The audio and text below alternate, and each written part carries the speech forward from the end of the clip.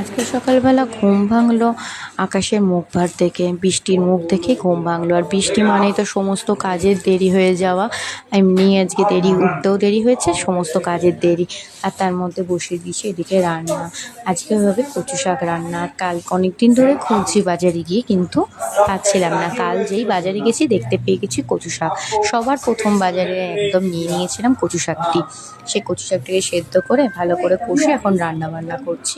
আর এদিকে হবে পটল পোস্ত, সেই জন্য পোস্তটাও বেটে নেওয়া হচ্ছে। এদিকে সমস্ত রান্না বান্না চলতে থাকছে পরপর।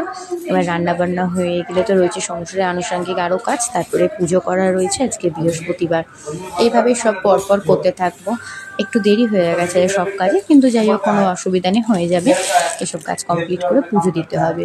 পুজো দিলে তবে আমরা খাওয়া দাওয়া করে তারপরে আবার কাজ আছে, দুপুরবেলা বেরোতে হবে। তো এই চলতে থাকছে আজকের মতন, এইভাবে কাটছি বেলা অবধি।